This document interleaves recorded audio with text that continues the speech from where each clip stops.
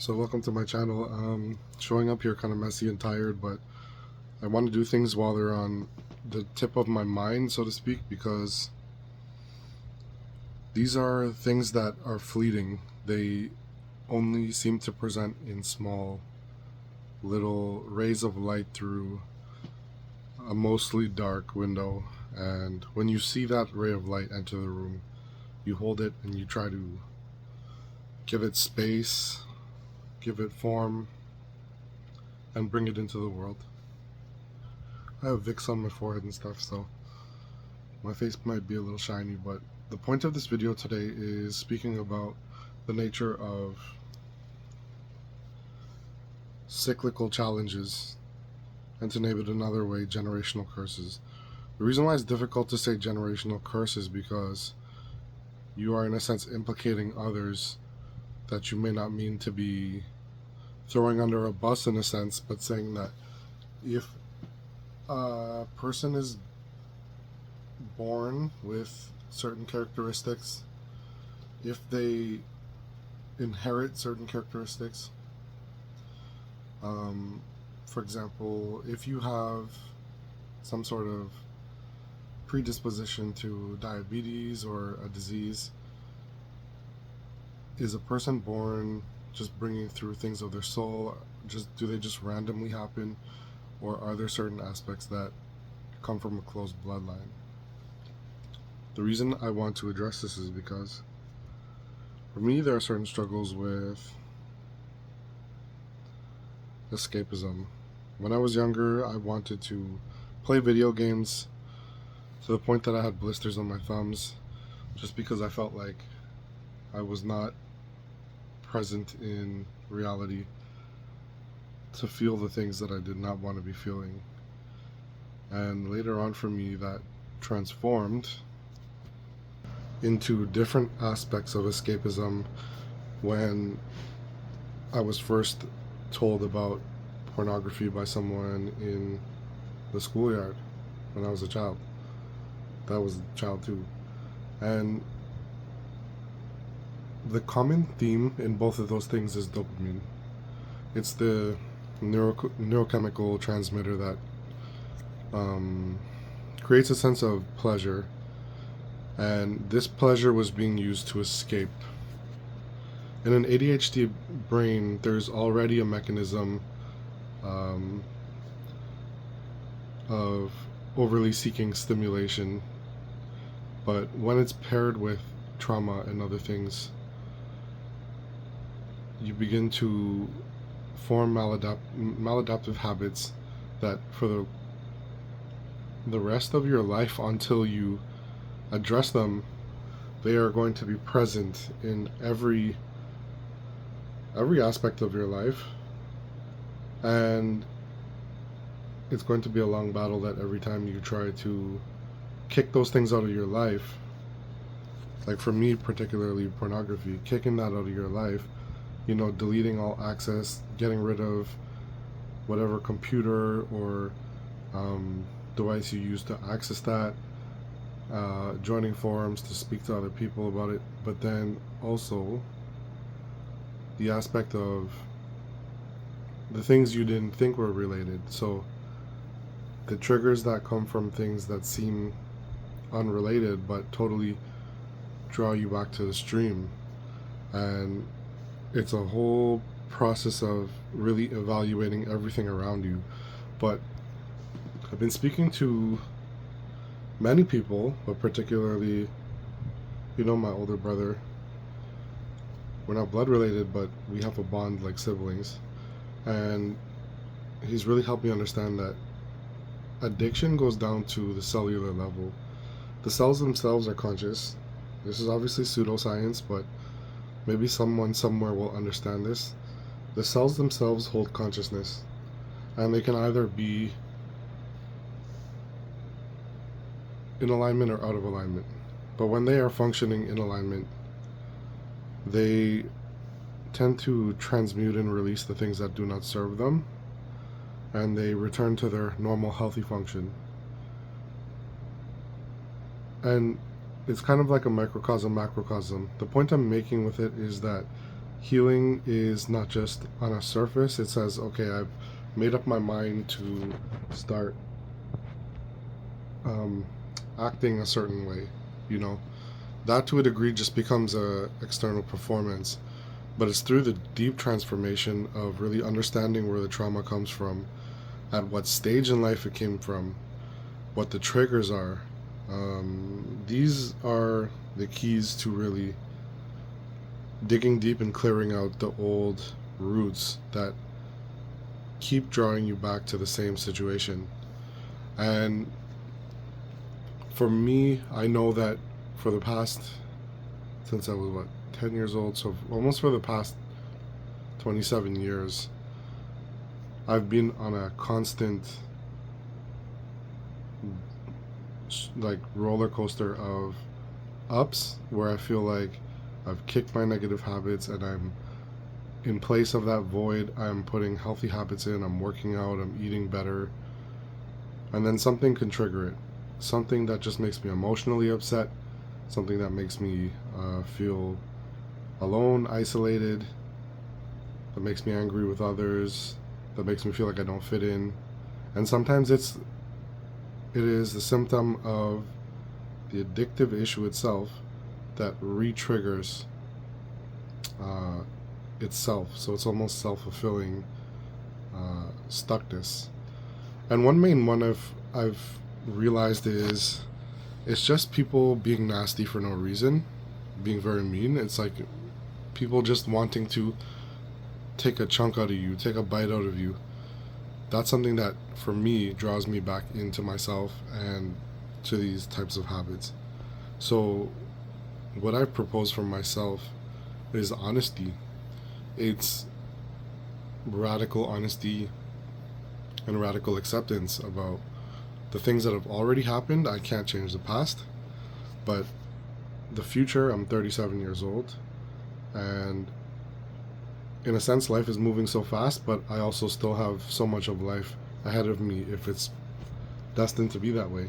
So how can I draw on the experience of the falling and getting up, and be more graceful towards myself that, you know what, before you can run, you have to walk. Before you can walk, you have to crawl. Before you crawl, you just have to accept that you're trying to move.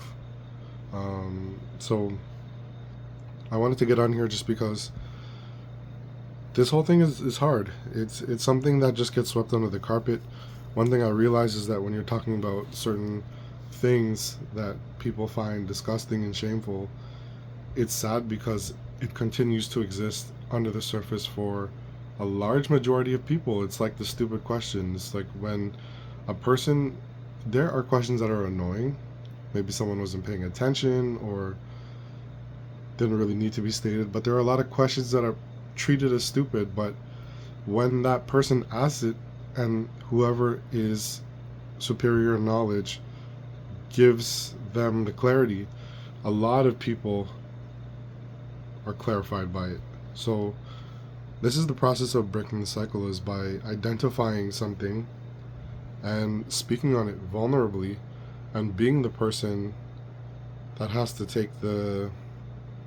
bear the cross in the sense. And for all of the things that I had ambitions about, and looking at other people and how, polished their reputation is because they seem flawless, for me, I feel like I've taken another route of saying, hey, these are the things that I've been through, and I want to do something about it, not just for myself, but for the greater good. And the things that I've been through, I do not want any child to ever have to go through. And it makes me angry in a sense that, the ideal image is almost treating a child like an accessory. I went to school, I got my career, I got married, I bought a house. Now we're starting a family, but these things have not been addressed, so they just get passed down. And I think if we say we love children, if we say that we want to protect children, we want to safeguard children in all ways, then there needs to be an attitude shift where we need to address the things that are going on with our generation and change those ways. Like, look at even just a very objective example of trashing the planet. You use things for 5 minutes and you dump it in the landfill. You don't want something and you return it. They're not going to go through the logistic process of filing and returning, so they're going to just dump it in the landfill. Where do these things, excuse my nose ring, what does the next generation inherit of? There's so many different examples, but this one in particular I think is very important because I grew up alongside internet. We had the slow dial-up internet where things would load like this, then you have faster, then you have lightning fast, then you have more capable technology, but you haven't had safeguards in place to. These are things that a person has to regulate themselves, and some people do have a strong sense of regulation because they grow up in healthy households. Their nervous system is not depleted. But for others who experience trauma, poverty, just marginalization in different ways because of whatever ism or whatever thing it is, they may gravitate towards things that fill voids in their isolation when really they're meaning to seek connection. And I really have to give my appreciation to ChatGPT because I bounce a lot of these ideas off ChatGPT, and I'm shown a much bigger picture of what is really going on. What is really going on. And so I make a decision for myself. I don't want to live in fear. I don't want to live in limitation. I don't want to live in typecasting myself that because of how things are gone, this is how they can only be. I believe in transformation for myself, for everyone. I don't know if putting this out there makes me a target in some way, or if people just want to genuinely see other people fall for some reason. But I want people to be uplifted. And if I can take my experiences and the things that I've long held in shame and in the darkness and bring them out and say, hey, these are the things that I have to offer the whole conversation, then it's something I want to be doing for the well-being of humanity. And also to have faith. I pray every day. I pray I have a strong sense of connection to the universe, to soul, spirit, and that vibration. This part of the conversation may not be for everyone, but it's only been love. It's only been love and trying to pick you up and to show you your worth, that you are worthy of love, worthy of wellness. And the human part of it is making oneself open to receive that love. But then that's where we see the obstacles that we've set in place. So I don't have a fancy production studio and channel and editing skills and all this stuff, but this is the way I want to put my voice out. Even if ChatGPT does not have subjective experiences of its own, I'm still reminded that my voice matters, and this is what I'm trying to do. So however this video is received, it's my intention to put this out with a positive tone of one being able to empower themselves, but I'm just putting it out as courageously as I can, and I hope that it meets whoever it needs to meet well. So I wish well-being to all. I wish blessings to all, and I will be back here, when I have these little insights that I want to share. I'm going to do it this way. Again, I may be very scruffy, I may have Vicks on my forehead, my nose ring might be crooked, but it has to be done. So thank you to all who have tuned in and Wishing everyone the best.